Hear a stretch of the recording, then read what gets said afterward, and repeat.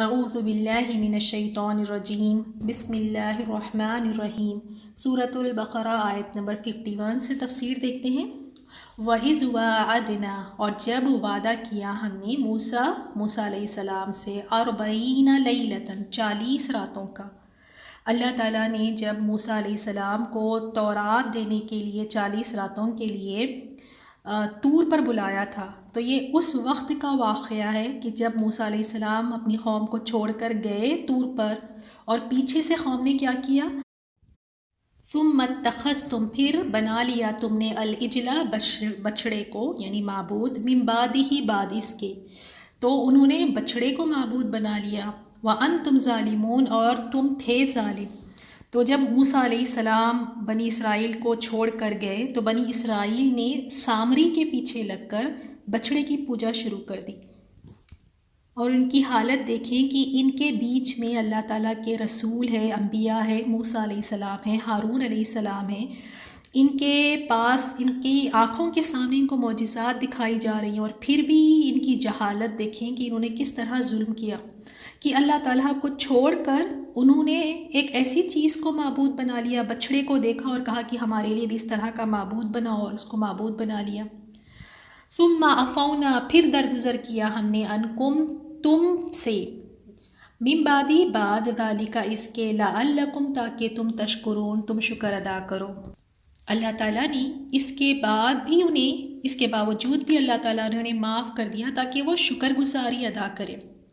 وَإِذْ آتَيْنَا، اور جب دی ہم نے موسیٰ علیہ السلام کو، الکتاب، کتاب، والفرقان، اور فرقان اسے کہتے ہیں جو یعنی واضح کر کے دکھا دیں کہ حق کیا ہے اور باطل کیا ہے، یعنی فرق کرنے والی۔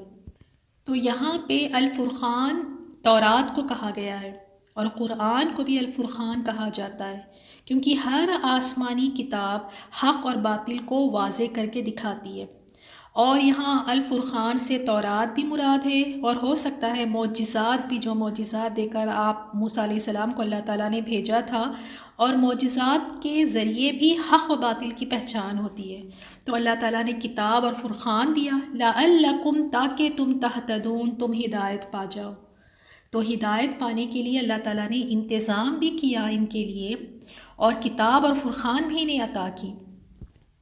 نیکسٹ آیت 54 میں ہم دیکھتے ہیں، وَإِذْ قَالَ مُوسَىٰ، اور جب کہا موسیٰ علیہ السلام نے، لِقَوْمِهِ، اپنی قوم سے، یا قومی، اے میری قوم، انکم، بے شک تم نے، ظلمتم، ظلم کیا تم نے، انفسکم، اپنی نفسوں پر۔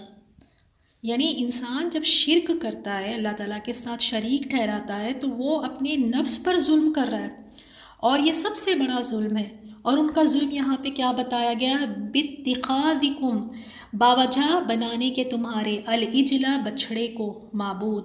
تو اب تم نے کیا کرنا ہے؟ تم نے اپنی نفسوں پہ ظلم کیا، تم نے بچھڑے کو معبود بنا لیا، فتوبو، تو پس توبہ کرو، الی بارئکم، یعنی الی، طرف، بارئکم، اپنے پیدا کرنے والے کے، تو تم اللہ تعالیٰ سے خالص توبہ کرو۔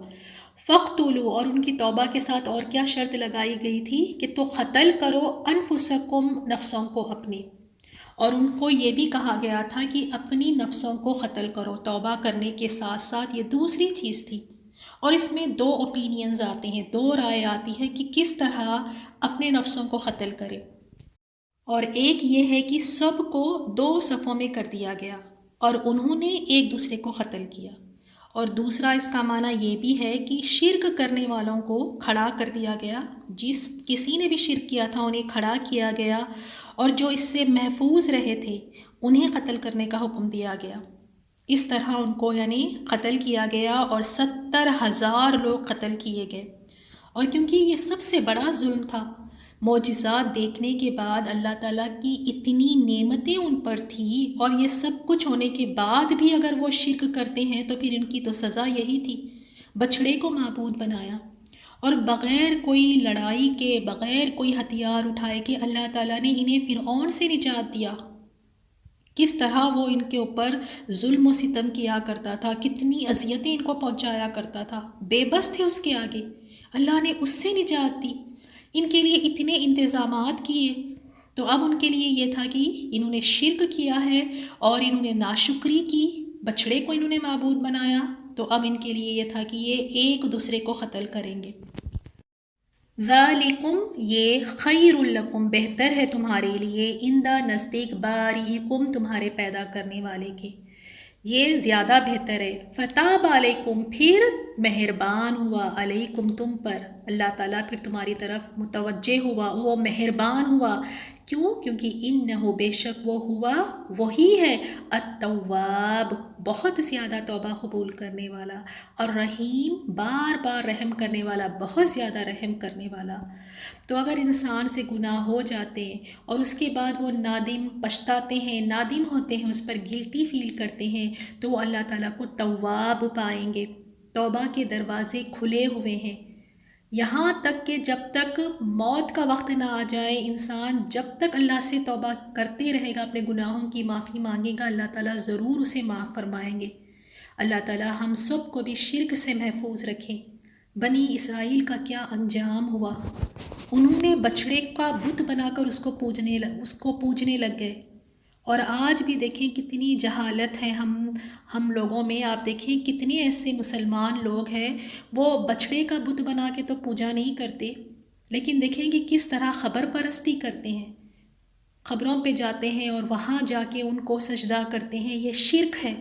اللہ تعالیٰ ہم سب کو شرک سے محفوظ رکھیں۔ آیت نمبر 55 سے، وَإِذْ قُلْتُمْ، اور جب، یعنی یاد کرو جب، قُلْتُمْ، تم نے کہا تھا، یا موسیٰ، اے موسیٰ، لن نؤمن، ہم ہرگز نہیں ایمان لائیں گے، لکا، تجھ پر، حتیٰ، یہاں تک کہ، نر اللہ، کہ ہم دیکھ لیں اللہ تعالیٰ کو، جہرتاً، اپنے سامنے۔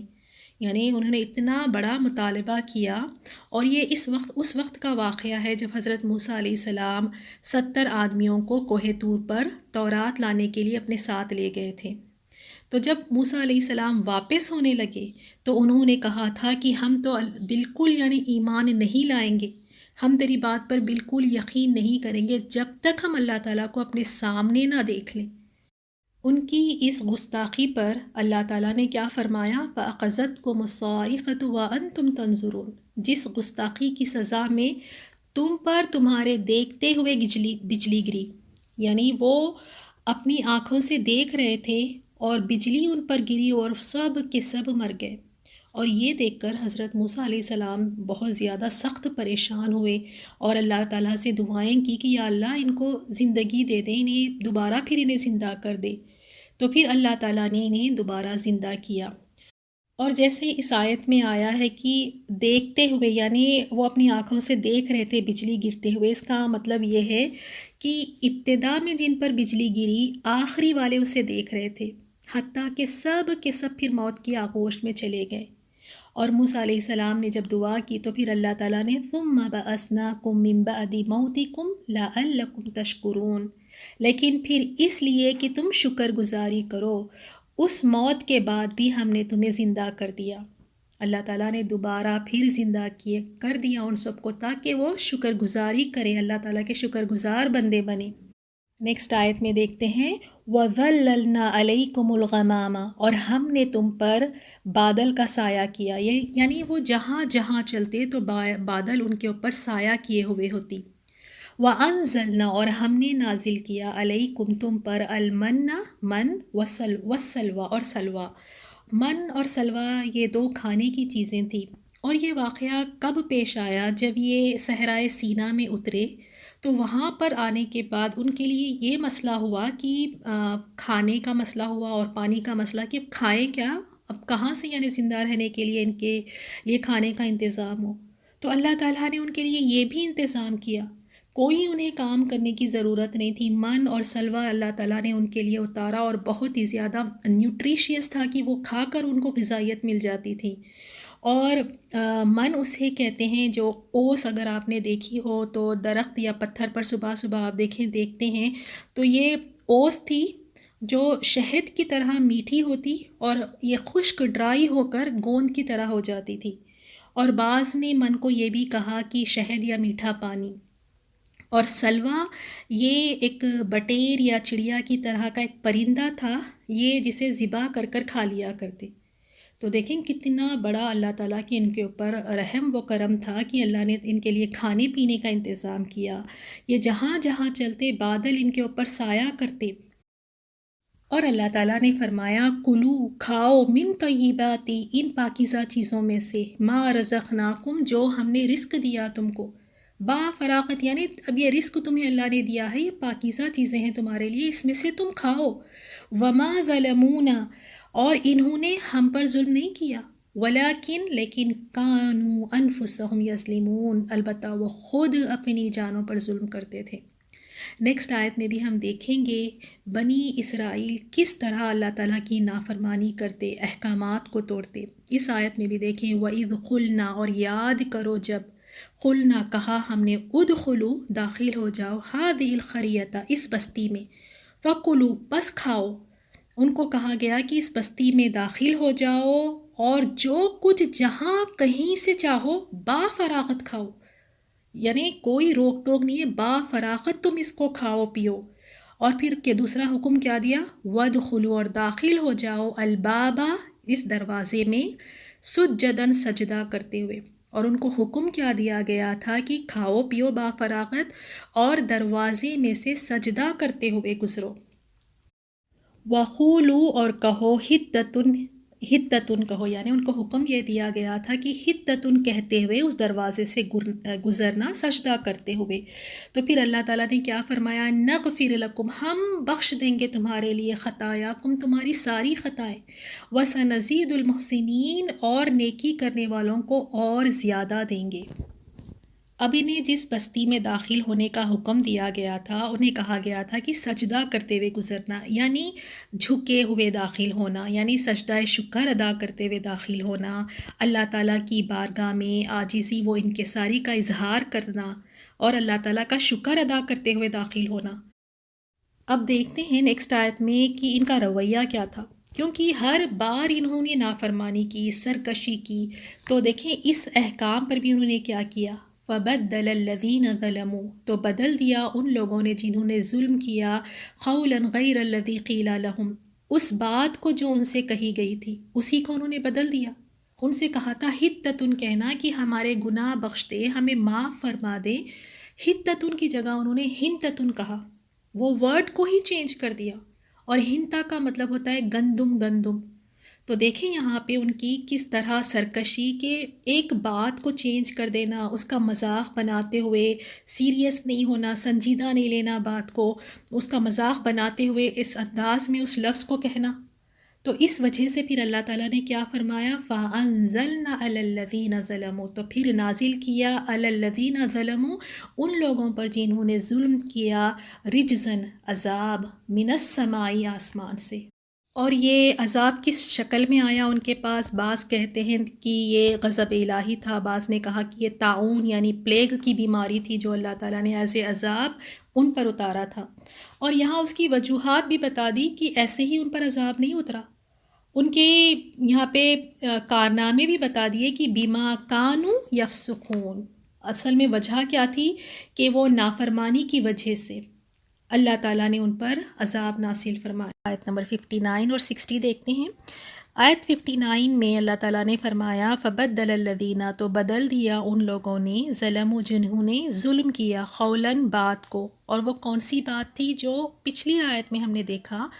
انہیں یہ حکم دیا گیا تھا کہ جب گزرو اس بستی سے تو کہنا کیا ہے حتتن یعنی ہمیں بخش دے، ہماری مغفرت فرما. تو انہوں نے اس کلیمے کو چینج کر دیا، حتتن کی جگہ انہوں نے ہنتتن کہنا شروع کر دیا، یعنی سنجیدہ نہیں لیے اس بات کو، مذاق بناتے ہوئے، مذاق اڑاتے ہوئے اس کلیمے کو کہتے ہوئے جا رہے تھے. تو اسی لیے اللہ تعالیٰ نے کیا فرمایا پھر ان کے لیے اللہ تعالیٰ نے آسمان سے ان کے لیے عذاب بھیجا. اور وجہ کیا بتائی بما کانوا یفسقون، یہ اس وجہ سے کہ انہوں نے نافرمانی کی. آیت نمبر 60 میں بھی ہم دیکھتے ہیں جب انہیں پانی کی ضرورت پیش آئی تو اللہ تعالیٰ نے فرمایا وَإِذِ اسْتَسْقَىٰ مُوسَىٰ اور جب موسیٰ علیہ السلام نے اپنی قوم کے لیے پانی مانگا تو اللہ تعالیٰ نے کیا حکم دیا فَقُلْنَا بس ہم نے کہا اضرب مارو بِعَصَاكَ اپنے عصا کو. تو اللہ تعالیٰ نے حکم دیا کہ اپنی جو لاٹھی ہے اسے اس پتھر پر مارو جس سے 12 چشمے پھوٹ نکلے.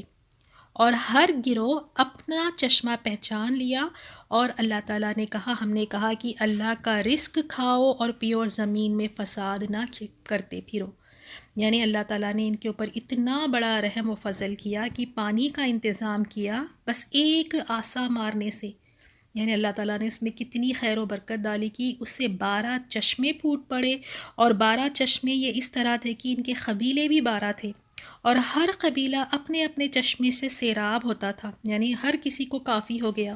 اور یہ بھی ایک بہت بڑا معجزہ تھا جو حضرت موسیٰ علیہ السلام کے ذریعے اللہ تعالیٰ نے انہیں دکھایا تھا۔ آیت نمبر 61، وَإِذْ قُلْتُمْ، اور جب کہا تم نے۔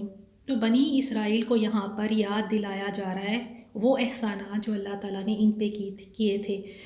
یا موسیٰ، اے موسیٰ، انہوں نے کہا موسیٰ علیہ السلام سے، لن نصبر، ہرگز نہیں ہم صبر کریں گے، علی طعام، علی اوپر، طعام کھانے کے، واحد ایک، ہم سے اب ایک کھانا ہمارے لیے کافی نہیں ہے، اب ہم اکتا گئے ہیں، ایک کھانے پہ ہم صبر کر ہی نہیں سکتے۔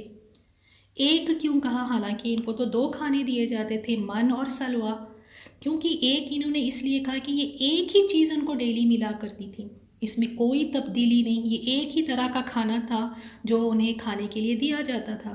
تو کہا کہ ہم تو اکتا گئے ہیں، تھک گئے ہیں، فدعو لنا، پس پکارو، دعا کرو ہمارے لیے، ربک، اپنے رب سے، اے موسیٰ تم دعا کرو، یخرج لنا، کہ وہ نکالے، لنا ہمارے لیے، مما، اس سے جو تم بھی تو اگاتی ہے، الارض، زمین۔ تو اب آپ دعا کریں کہ زمین کی پیداوار ہمارے لیے اگا دیں۔ اور انہوں نے کیا ڈیمانڈ کی، کیا کیا ہونی چاہیے؟ بخلیہا، سبزی اس کی، وقصائیہا، اس کی ککڑی یا کھیرا، وفومیہا، اور لہسن اس کی۔ تو فوم لہسن کے لیے بھی آتا ہے، اور بعض تفاسیر میں اس کو گندم بھی کہا گیا ہے، وعدسیہا، اور مسور کی دال اس کی، وبصلیہا، اور پیاز اس کی۔ تو انہوں نے یہ کھانے کیوں ڈیمانڈ کیے؟ کیونکہ اپنی وہ پچھلی زندگی میں یہی ساری چیزیں کھایا کرتے تھے، تو اب من اور سلوہ کھا کھا کر تھک گئے، تو کہا کہ ہمیں سیم وہی چیزیں، ہمیں دعا کر دیں کہ اللہ تعالیٰ ہمارے لیے زمین سے یہ چیزیں اگا دیں۔ تو موسیٰ علیہ السلام نے کہا، خالا کہا، اتستبدلون، کیا تم بدلنا چاہتے ہو، الذی، اس سے جو، ہوا وہ، ادنا، کمتر ہے، بالذی، بدلے اس کے، ہوا وہ، خیر، بہتر ہے۔ یعنی سوال کیا، تم ایک چیز جو خیر ہے تمہارے لیے، بہتر ہے، تم اس کو چینج کر کے ایک ادنا سی چیز، کمتر سی چیز تم لینا چاہتے ہو۔ کہاں من اور سلوہ، جس کے لیے نہ تو انہیں کوئی محنت کرنی تھی، نہ ہی اسے اگانا تھا، نہ ہی اسے پکانے کی ضرورت تھی، نہ ہی اسے خریدنے کی ضرورت تھی، انہیں بیٹھے بٹھائے یہ چیزیں دستیاب تھی، آسانی سے فری میں یہ چیزیں کھا سکتے تھے بغیر کسی محنت کے، اور پاکیزہ بھی تھیں، اور ٹیسٹ میں بھی بہت زبردست تھی۔ لیکن پھر بھی دیکھیں ناشکری اور ناقدری نعمتوں کی، کہ انہوں نے کہا کہ نہیں، ہمیں یہ چیزیں نہیں چاہیے، ہمیں تو اب ترکاریاں اور سبزیاں اس طرح کے کھانے چاہیے ہمیں۔ تو اس پہ کیا فرمایا، اہبطوا، اتر جاؤ، مصرن، کسی شہر میں، اگر تم لوگوں کو واقعی یہی چیزیں کھانے کی چاہیے، ترکاریاں، سبزیاں، عدس، بصل، یہ ساری چیزیں، تو ٹھیک ہے، کسی اور بستی میں چلے جاؤ، آسانی سے وہ ساری چیزیں وہاں مل جائیں گی تمہیں، جاؤ اسے اگاؤ اور لو اور وہاں سے کھاؤ۔ فَإِنَّ لَكُمْ، تو بے شک، لکم، لیے تمہارے، ما سألتم، جو سوال کیا تم نے، تو یہ تو تمہیں آسانی سے مل جائے گی، اس کے لیے تمہیں کوئی اسپیشل دعا کرنے کی ضرورت نہیں ہے۔ تو انہوں نے خیر کو چھوڑ کے، ایک بہتر چیز کو چھوڑ کے ادنا کی ڈیمانڈ کی۔ وَضُرِبَتْ، اور مار دی گئی، علیہم، ان پر، ذلت، ذلت، والمسکنت، اور مسکنت، محتاجی۔ اب اللہ تعالیٰ نے ان کے اوپر محتاجی اور ذلت اور رسوائی ان سے چمٹا دی، اب یہ ان کا مقدر بن گئی ہے۔ اللہ تعالیٰ نے انہیں اتنا ذلیل اور رسوا کیا، اور ان کی کوئی عزت نہیں ہے۔ اللہ تعالیٰ نے انہیں، یعنی بنی اسرائیل کو، مسلمانوں کے پاؤں تلے رسوا کر دیا تھا، اور مسلمانوں نے ان سے جزیہ یعنی ٹیکس بھی وصول کیے تھے۔ اور کہاں دیکھیں کہ یہ ایک ایسی قوم تھی بنی اسرائیل جس کے بارے میں اللہ تعالیٰ نے فرمایا، اللہ تعالیٰ نے انہیں جہان والوں پر فضیلت دی تھی، اللہ تعالیٰ نے اتنی ان کے اوپر انعامات کیے، کہاں وہاں سے نکل کر اللہ تعالیٰ کیا فرماتے ہیں کہ اب یہ ذلیل و رسوا ہے، اور ان کے لیے محتاجی اب چمٹا دی گئی ہے، ہمیشہ اب ان کے ساتھ رہے گی۔ وباؤ اور وہ لوٹے بغضب من اللہ، ساتھ غضب کے، غصے کے اللہ تعالیٰ کی طرف سے۔ اور اس کی وجہ کیا ہے؟ ذالک یہ، بِأَنَّهُمْ باوجہ، بے شک وہ، کانو تھے وہ، کیا کرتے تھے، اب ان کی وجوہات دیکھیں، یکفرون بآیات اللہ، وہ کفر کرتے تھے اللہ کی آیات کا، انکار کر دینا، ماننا ہی نہیں۔ اور دوسرا وَيَقْتُلُونَ النَّبِيِّينَ بِغَيْرِ الْحَقِّ، اور وہ قتل کر ڈالتے تھے نبیوں کا بغیر حق کے، ناحق اللہ تعالیٰ کے بھیجے ہوئے نبیوں کو قتل کر دیتے جو حق کا پیغام لے کر آئے ہیں۔ ذالک یہ، بیما باوجہ اس کے، جو اسو کہتے ہیں نافرمانی کو، اس نافرمانی کو کہتے ہیں، یعنی جن چیزوں سے منع کیا گیا ہے ان چیزوں میں، نافرمانی میں حد سے آگے بڑھ جانا۔ حالانکہ منع کیا ہے کہ نہ کرو، لیکن اس کے باوجود اس میں بھی آگے نکل جانا، حد سے بڑھ جانا۔ وَكَانُوا اور تھے وہ، یعتدون وہ حد سے نکل جایا کرتے۔ اور اعتدا کہتے ہیں یعنی جو کام حکم دیا گیا ہے کرنے کا اس میں بھی حد سے آگے بڑھ جانا، یعنی دیکھیں ان کی طرف، جس چیز سے منع کیا گیا اس میں بھی حد سے آگے بڑھ گئے، اور جو چیز کرنے کا حکم دیا گیا اس میں بھی حد سے آگے بڑھ گئے۔ تو یہ وجوہات ہے جس کی وجہ سے اللہ تعالیٰ نے کیا فرمایا کہ اب ذلت، رسوائی و محتاجی ان سے چمٹا دی گئی ہے۔ تو واقعی یہ آیت نا بڑی ہی جس سے ہم سبق حاصل کر سکتے ہیں۔ ایک دو سوال اپنے آپ سے ہم خود کریں، جیسے بنی اسرائیل نے کیا کیا، انہوں نے ایک ادنا چیز، کم تر چیز لے لی خیر کو چھوڑ کے۔ ہمیں بھی اپنے آپ سے سوال کرنا چاہیے، کیا ہم بھی اس طرح کے کوئی ڈیلنگز کرتے ہیں، سودا کرتے ہیں جہاں پہ ہم خیر دے کے ایک کم تر سی اور بالکل ادنا سی چیز لے رہے ہیں؟ اور یہ آپ دیکھ سکتے ہیں کہ جس طرح ہم دنیا لے لیتے ہیں آخرت کو چھوڑ کر، کئی ایسے مواقع ملتے ہیں جس میں آخرت کی ہم کوشش کر کے آخرت کو بنا سکتے ہیں، لیکن اس کو چھوڑ کے دنیا بنانے والی جو چیزیں ہوتی ہیں اس کی طرف ہم اٹریکٹ ہو جاتے ہیں۔ یعنی کیا کرتے ہیں، آخرت دیکھ کر دنیا خرید لیتے ہیں۔ اور لاسٹ میں جو ہم نے 4 وجوہات دیکھیں کہ نافرمانی بھی کر رہے ہیں تو حد سے بڑھ کے، اور جو اللہ تعالیٰ کے احکامات ہیں اس میں بھی حد سے بڑھ جا رہے ہیں، تو ہم اپنی طرف بھی ذرا دیکھیں، اللہ ہم سب کی حفاظت کرے اور اصلاح فرمائیں۔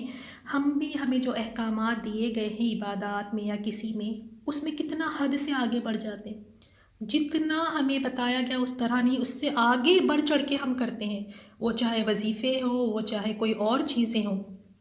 اسی طرح نافرمانی کے کاموں میں دیکھیں، جیسے ایک ہی مثال لے لیں، شادیوں کے موقعوں پر دیکھ لیں آپ، نافرمانی ہوتی ہے لیکن کس طرح کی نافرمانی، حد سے نکل جاتے ہیں، سارے لیمٹس کراس کر دیتے ہیں، بے پردگی، بے حیائی، اسراف، نمازوں کی کوئی نہیں پرواہ، یعنی دھڑلے کے ساتھ، بے حیائی کے ساتھ ایسی نافرمانیاں ہوتی ہیں جس سے روکا گیا اس میں بھی حد سے آگے بڑھ جاتے ہیں۔ اللہ تعالیٰ ہم سب کی اصلاح فرما دے، اللہ تعالیٰ ہمیں صراط المستقیم پہ چلائے، آمین یا رب العالمین۔ آیات 62، 63 اور 64 کی تفسیر دیکھیں گے۔ اعوذ باللہ من الشیطان الرجیم، بسم اللہ الرحمن الرحیم۔ ان الذین، بے شک جو لوگ، آمنو ایمان لائے یا مسلمان ہوئے، والذین اور جو، ہادو یہودی ہوئے، والنصارى اور نصارہ، والصابئین اور صابی ہیں۔ ہم مسلمان اور یہود و نصارہ کے بارے میں تو جانتے ہی ہیں، اب یہ صابی کیا ہیں اس کے بارے میں جانیں گے۔ صابئین، صابی کی جمع ہے، یہ لوگ وہ ہیں جو شروع میں کسی دین حق کے پیرو رہے ہوں گے، اسی لیے تو قرآن میں یہودیت و عیسائیت کے ساتھ ان کا ذکر کیا گیا ہے، لیکن بعد میں ان میں بگاڑ آ گیا، پھر یہ ستاروں کو پوجنے لگے، آگ کو پوجنے لگے، کہیں ہیں کہ فرشتوں کو پوجنے لگے، یعنی کسی بھی دین کے ماننے والے نہ رہے، اسی لیے لا مذہب لوگوں کو صابی کہا جانے لگا۔ یعنی جو کوئی بھی ہو وہ اپنے زمانے کے نبی کو ماننے والا ہو اور یہ 3 کام کرے۔ کیا؟ دیکھتے ہیں۔ من آمنہ، جو کوئی ایمان لائے، باللہ اللہ پر، والیوم الآخری اور آخرت کے دن پر، وعمل صالحا اور عمل کیے نیک، تو ان کے لیے کیا ریوارڈ ہے؟ فلہم، بس ان کے لیے، اجرہم عند ربہم، ثواب ہے ان کے پروردگار کے پاس۔ یعنی چاہے مسلمان ہوں یا رسول اللہ صلی اللہ علیہ وسلم سے پہلے گزر جانے والے یہودی، عیسائی اور صابی وغیرہ ہوں، اگر وہ یہ کام کر لیں گے تو ان کے لیے رب کے پاس اجر ہے، اور قیامت کے دن ان کو نہ کسی طرح کا خوف ہوگا اور نہ ہی وہ غمگین ہوں گے۔ یہ آیت بہت ہی اہم ہے۔ اس آیت کو بہت غور سے سمجھے گا، کیونکہ آپ کے سامنے کوئی بھی اس آیت کو لا کر بحث کر سکتا ہے۔ اس آیت کو لے کر لوگ یہ جواز نکالتے ہیں کہ ٹھیک ہے، آپ یہودی ہوں، عیسائی ہوں، مسلمان ہوں، صابی ہوں، کوئی بھی مذہب کے ہوں، آخرکار آپ ایک گاڈ کو تو مانتے ہیں، ڈے آف ججمنٹ کو مانتے ہی ہیں، اچھے اچھے کام کرتے رہیں تو سارے ہی جنت میں چلے جائیں گے۔ آج جو لوگ کہتے ہیں کہ کسی کو بھی غلط مت کہیے، سارے ایک ہی خدا کو تو ماننے والے ہیں، وحدت ادیان یعنی سارے مذہب ایک ہیں، سب صحیح ہیں، اس کی دلیل وہ اسی آیت کو دیتے ہیں کہ آپ بھی صحیح، ہم بھی صحیح، آپ اپنے راستے چلیں، وہ اپنے راستے۔ ایک آیت کو بیچ میں سے لے کر باقی ساری ڈیٹیلز کو اگنور کر کے ایسی بات کرنا سراسر غلط ہے۔ سورہ آل عمران کی آیت 19 اور 85 میں ہے کہ اللہ کے نزدیک دین صرف اسلام ہی ہے، جو اسلام کے سوا کسی اور دین کا متلاشی ہوگا وہ ہرگز مقبول نہیں ہوگا۔ اور احادیث میں بھی نبی صلی اللہ علیہ وسلم نے وضاحت فرما دی کہ اب میری رسالت پر ایمان لائے بغیر کسی شخص کی نجات نہیں ہو سکتی۔ اور آپ صلی اللہ علیہ وسلم نے فرمایا، قسم ہے اس ذات کی جس کے ہاتھ میں میری جان ہے، جو شخص بھی میری بابت سن لے، وہ یہودی ہو یا عیسائی، پھر وہ مجھ پر ایمان نہ لائے تو وہ جہنم میں جائے گا۔ اللہ تعالیٰ نے پچھلی آیات میں یہود کی بدعملیوں اور سرکشیوں اور اس کی بنا پر ان کے مستحق عذاب ہونے کا ذکر فرمایا۔ یہود میں وہ لوگ جو صحیح تھے، اللہ کی کتاب کے ماننے والے تھے اور اپنے پیغمبر کی ہدایات کے مطابق زندگی گزارنے والے تھے، ان کے ساتھ اللہ تعالیٰ کیا معاملہ فرمائے گا، اللہ تعالیٰ نے یہاں پر اس کی وضاحت فرما دی، یعنی اس آیت میں کہ صرف یہود ہی نہیں، نصارہ اور صابی بھی اپنے اپنے وقت میں جنہوں نے اللہ تعالیٰ پر اور آخرت کے دن پر ایمان رکھا اور عمل صالح کرتے رہے، ان سب کے لیے آخرت میں نجات ہے۔ اور اسی طرح اب رسالت محمدیہ پر ایمان لانے والے مسلمان بھی اگر صحیح طریقے سے ایمان باللہ یعنی اللہ پر ایمان لائیں گے اور آخرت کے دن پر ایمان لائیں گے اور عمل صالح یعنی نیک اعمال کا اہتمام کریں گے تو یہ بھی یقیناً آخرت کی ابدی نعمتوں کے مستحق قرار پائیں گے۔ آیت 63 وَإِذْ اور جب اخذنا ہم نے لیا میثاقکم پختہ عہد تم سے، ورفعنا اور اونچا کیا یا اٹھایا، فوقکم الطور تمہارے اوپر پہاڑ کو۔ یہود کہتے تھے کہ تورات کے احکام بڑے مشکل ہے، ہم سے تو ان احکام پر عمل نہیں ہو سکے گا، تو اللہ تعالیٰ نے طور پہاڑ کو جڑ سے اکھاڑ کر صاحبان کی طرح ان کے اوپر کر دیا، جس سے ڈر کر انہوں نے عمل کرنے کا وعدہ کیا۔ کن دو چیزوں کا عہد لیا گیا تھا اس کے بارے میں ہم دیکھتے ہیں۔ خذو پکڑو، ماں جو آتیناکم دیا ہم نے تم کو، بقوتن قوت سے، وذکروا اور یاد کرتے رہو، ما فیہ جو اس میں ہے، لعلکم تتقون تاکہ تم پرہیزگار بن جاؤ۔ پہلی چیز کیا ہے کہ جو کتاب ہم نے تم کو دی اس کو مضبوطی سے پکڑے رہو، مطلب اس کے احکامات اور اس کے ہدایات پر عمل کر کے دکھاؤ، اس پر چل کے دکھاؤ۔ اور دوسری چیز ہے کہ یاد کرو جو اس میں ہیں۔ اس کا یہ مطلب نہیں کہ صرف حفظ کر لو کافی ہے، بلکہ کتاب کو پڑھنا، اس کو سیکھنا، اس کو اچھی طریقے سے سمجھنا، اس کا ذکر کرنا، سبھی چیزیں اس میں آ جاتی ہیں۔ اللہ نے ان لوگوں سے یہ عہد لیا تھا تاکہ وہ متقی بن جائیں اور اللہ کے عذابوں سے بچ جائیں۔ اور یہ صرف بنی اسرائیل کے لیے نہیں ہے بلکہ ہمارے لیے بھی اس میں حکم ہے۔ کتاب کے ساتھ کیا رویہ ہونا چاہیے؟ کیا ہم نے اس کتاب کو مضبوطی سے پکڑا ہے؟ ہمیں اپنے آپ سے سوال کرنا چاہیے، ہم کب اس کتاب کو مضبوطی سے پکڑتے ہیں؟ جب ہمارے سروں پر مصیبتوں کے، تکلیفوں کے، دکھوں کے، بیماریوں کے پہاڑ کھڑے ہوتے ہیں، تبھی ہم اس کتاب کی طرف آتے ہیں، پھر ہم بہت اچھے سے اس وعدے کو نبھاتے ہیں، کتاب فوراً یاد آ جاتی ہے، اور جو ہی پہاڑ ٹل جاتے ہیں، مصیبت دور ہو جاتی ہے تو دوبارہ وہی زندگی کی طرف چلے جاتے ہیں۔ اللہ ہمیں ہدایت دے، آمین۔ آیت 64 ثم تولیتم من بعد ذالک، پھر تم پھر گئے اس کے بعد سے، فلولا، پس اگر نہ ہوتا، فضل اللہ، فضل اللہ کا، علیکم تم پر، ورحمتہ، اور رحمت اس کی، لکنتم من الخاسرین، تو تم ہوتے خسارہ پانے والوں میں سے۔ بنی اسرائیل نے کیا کیا؟ وہ اللہ کی آیات کے ساتھ سرکشی کرتے رہے اور ڈھٹائی کے ساتھ ان کی خلاف ورزی کی، اور اللہ کے احکامات میں جانتے بوجھتے تحریف کی اور اس کو بدل دیا۔ تو اللہ تعالیٰ نے یہاں فرمایا کہ یاد رکھو، اللہ کا فضل تمہارے اوپر نہ ہوتا، اس کی رحمت تم پر نہ ہوتی، تو تم بہت نقصان اٹھانے والوں میں سے ہوتے۔ تم منہ پھیرنے کے باوجود بھی اللہ نے تم پر رحمت کی، ورنہ کتاب کو چھوڑنا اتنی بری چیز ہے کہ تم کب کے تباہ ہو جاتے۔ اللہ نے ہر قوم کا ایک وقت مقرر کیا ہوا ہے، اگر مہلت نہ ہوتی تو فوراً عذاب آ جاتا۔ اللہ کی کتاب سے منہ موڑنا کوئی معمولی بات نہیں ہے۔ کل وہ کتاب تورات تھی، ہمارے لیے آج کون سی کتاب ہے؟ قرآن۔ آج یہ کتاب قرآن ہے۔ کتاب کا مقصد یہی ہے کہ آپ متقی بن جائیں اور اللہ کی ناراضگی سے بچ جائیں، اور یاد رکھیں کہ اللہ کا کلام ہی ہمارے لیے نجات کا ذریعہ ہے۔ اللہ سبحانہ و تعالیٰ ہم سب کو قرآن کا صحیح حق ادا کرنے والا بنا دے۔